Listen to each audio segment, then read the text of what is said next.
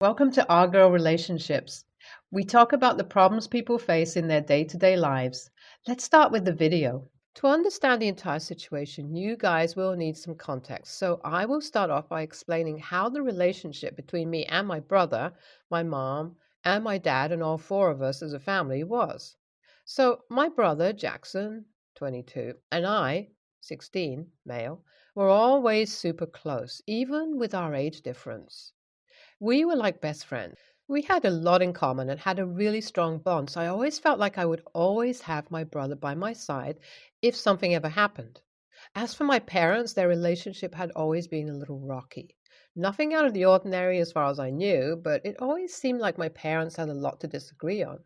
They were really different people, so their opinions on things would often clash.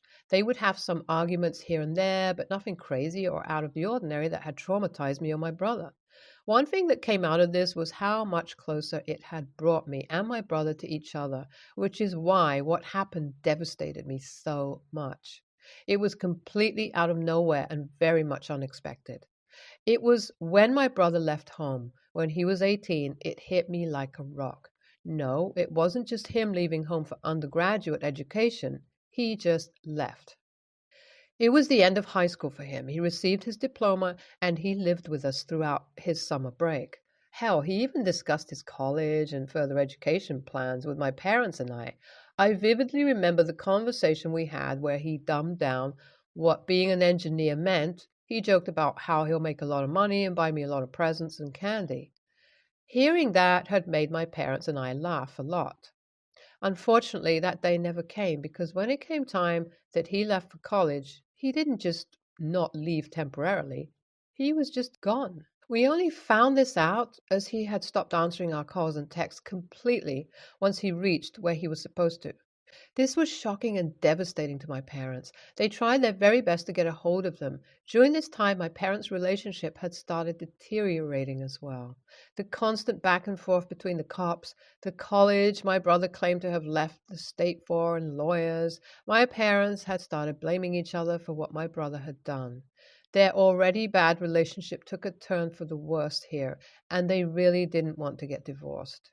They wanted to stay and raise me until I was an adult, and honestly, I'm still not sure why, because they only made my life miserable by staying together. Well, my parents tried to get a hold of my brother for 6 months until the cops did find him eventually in a completely different state than he had told us he was in. According to the cops, my brother wanted nothing to do with us and had asked them to reveal no information about himself to us. Since he was 18 and paying for his own college through his scholarships, there wasn't much we could do. The day I found out this news, I was heartbroken. It was like I had gotten the news I wanted to find out if my brother was well and good, but at what cost? He obviously wasn't going to come back. What devastated me was all the false promises he had made to me. It was like I felt the worst sort of betrayal. And from that day onwards, my life started sloping downhill.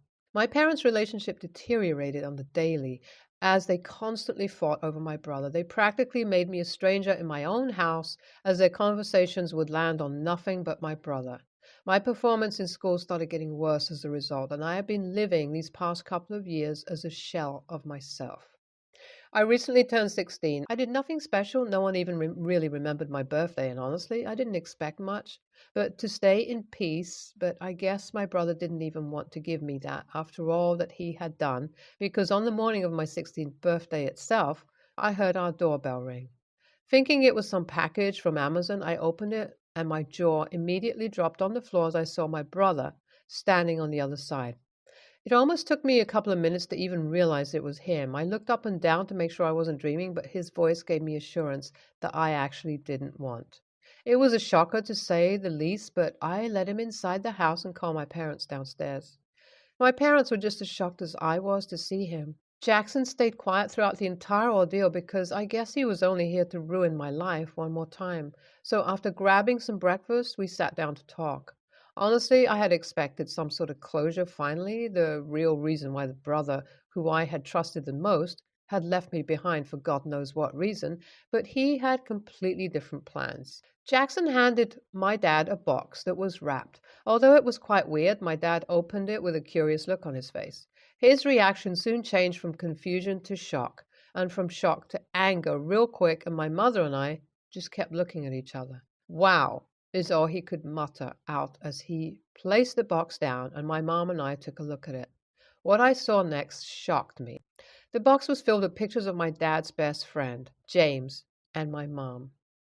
It also consisted of a letter that I picked up immediately and read out everything. My parents had started arguing at that point while I read the letter, and by the time I got to the end of it, my hands began shaking and tears started flowing down my cheeks. I stood there reading paragraphs after paragraphs of my brother confessing how he found my mom and James having an affair and how he had overheard them talking about how I was potentially their child. He was too scared to say anything and so decided to run away. I was dumbfounded at this discovery. I was shaking and crying at that point, and my brother just sat there numb. That is when I realized the last bit of family had broken apart. The argument went on for a while, and out of nowhere, my dad first told my brother to get out. Jackson told him that he wanted to speak more, come to a conclusion, but my dad was having none of it. He was enraged, blaming Jackson for not telling him this any time earlier, so much so that he quite literally physically kicked him out of the house. Then their argument continued for hours as I slowly crawled back into my room, and right then my mom came into my room telling me to pack up my things because apparently, according to her, it was about time that I left the house like my brother because, after all, I was the one who ruined their marriage. I started crying once again and packed up my things because, after all, she was right. I was done living there, and so I packed up my things and just left, unsure where to go. This is where I'm at currently, practically homeless, typing this while using the Wi-Fi at a Starbucks, unsure where to go. I don't have any friends, particularly that would take me in. Not any relatives I'm close to, nor have a lot of money that let me rent out an apartment. What should I do here? My parents, too, refused to pick up my calls. Should I go to the cops? AITA, any advice would be much appreciated. I decided to go to the cops, and they made me list out my relatives close by. I gave them a list of a couple of the names of relatives and friends. I didn't name my brother in that list since I honestly didn't want his help, even if he came to me to offer it on his own. After everything he has done, I have no respect left for him or my family. It feels like today is the day I have become an orphan, and it hurts me even more to know that it's all happening while my family is alive and well. I haven't felt so lonely in a long while. Even though I have a roof to live in, it's like I know I'm not really wanted here.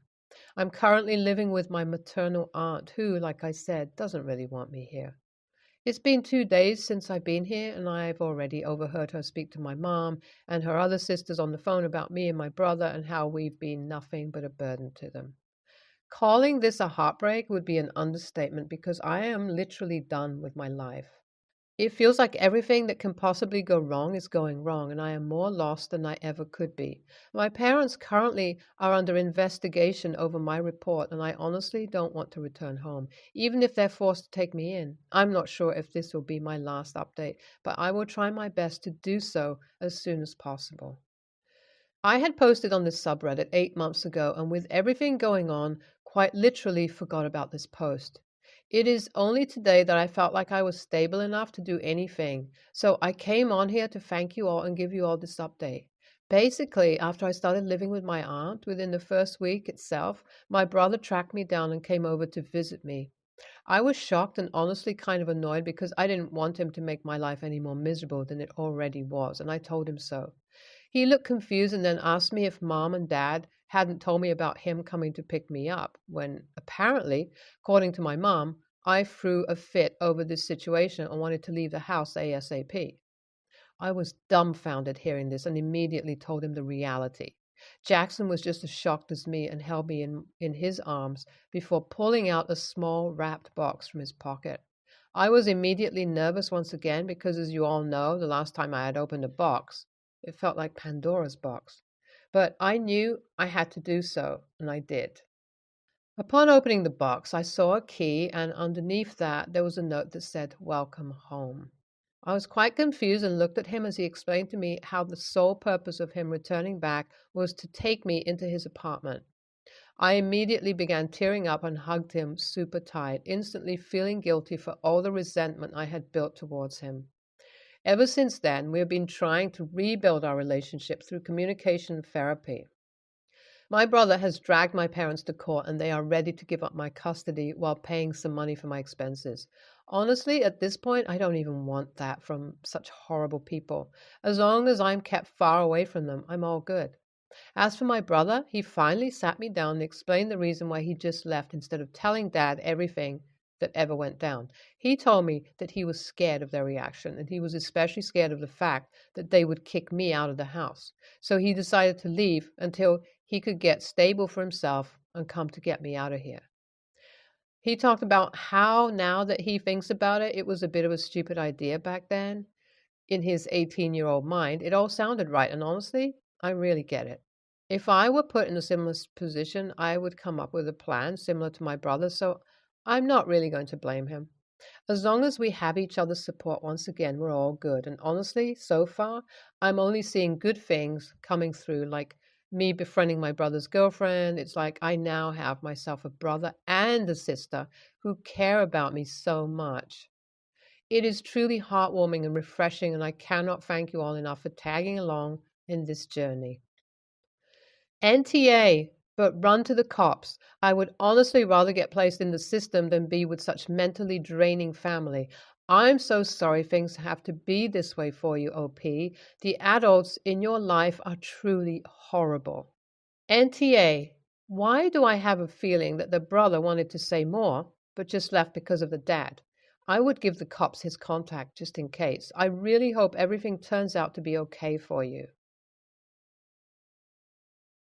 I'm a 17-year-old female, and our school year began on Monday. Last school year, I had two friend groups, but a girl named Laurie joined the second group and bullied me. She was overly bitchy to me for no reason. Like, we would be sitting at the table, and Laurie would announce, "Oh, Matt texted me that the girl next to me was sexy." Then would turn to me and say, "Obviously, he's not talking about you, Chloe. Drop the ponytail, and maybe you won't look like a boy." Laurie would also purposely bump into me and laugh when I fell. But the one time a teacher called her out, Laurie lied it was an accident and didn't get in trouble. People in the group would laugh or join in whenever Laurie bullied me. Even this one person, who I believed was one of my best friends, told me it wasn't a big deal and to just grow up and learn to take a joke. I realized this friend group would always value Laurie more than me, so I cut them all off and only hang out with my non-toxic friend group now. I would run into Laurie sometimes in the school bathrooms, but every time she would refuse to look at me and then start hysterically laughing with her friends after I got into the stall. I just learned to ignore Laurie. One Friday, I left class and was going home when I saw Laurie sitting on the steps with her face in her hands. I tried giving her as much space as possible and going up the steps without her noticing me, but then Laurie came up to me saying she needed help. Her after-school tutoring place has a van to pick up kids, but today the van left without her and she forgot her phone at home, so she was freaking out. I reminded Laurie how rude she always was to me and why she was asking me for help. Laurie started saying how her parents were going to be mad at her and she's having a really hard time right now because they're divorcing. I have divorced parents myself. They split up when I was 2, so it doesn't bother me. I know divorce hurts for most kids, and I felt a little bad for Laurie, but I was mostly angry that she didn't apologize to me yet, was still expecting me to drop everything and comfort her after she treated me like trash.